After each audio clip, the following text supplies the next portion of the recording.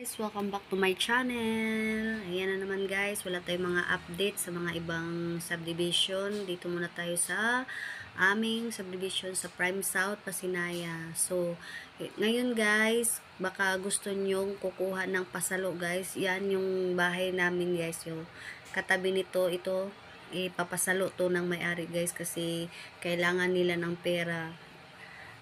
Kaya ipapasalo nila. Dapat nga lilipat sila guys pero hindi sila natuloy kasi nga nawala ng trabaho daw yung asawa niya. Kaya ipapasalo nila tong unit na to. So ang monthly nito guys is 3.8. 3.8 monthly tapos 30 years siyang babayaran. So 1 year 1 year mahigit na nabayaran ng may-ari guys. Kasi August daw to na turnover. So, ayan guys, na-scheme ko yung doon bandan ang may-ari.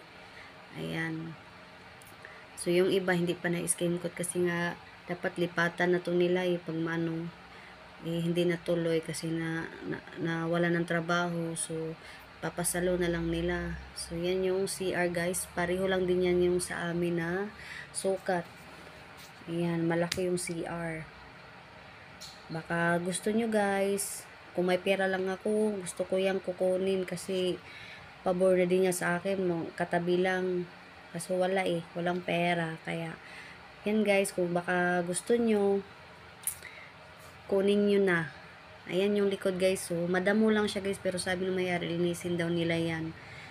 Yan, nandito sa akin yung susi. Pwede kayo, kung gusto nyo tumingin dito, kung gusto nyo puntahan, punta lang kayo dito guys, at buksan ko kayo. Ako ang magbukas para sa inyo guys. Kasi iniwan dito sa amin yung susi. So, ayan guys. So, ayan. Yung katabi niyan, yung extension namin na kusina. So, yun lang guys. Baka gusto nyo. Ayan. Inayos na ng may-ari yung mga papel para pag kungari, magbayaran na, okay na lahat. Ayan, yung mga lapses din dito guys, bayaran din ng may-ari kung basta pag makuha nyo na yan, pagka January or ganyan, panibago nyo ng hulog. Kayo na mismo ang maghuhulog dyan kay Pag-ibig. So, ayan yung taas guys. Ayan. Ganyan yung taas. Buhos na rin siya. Di katulad sa iba guys na hindi buhos.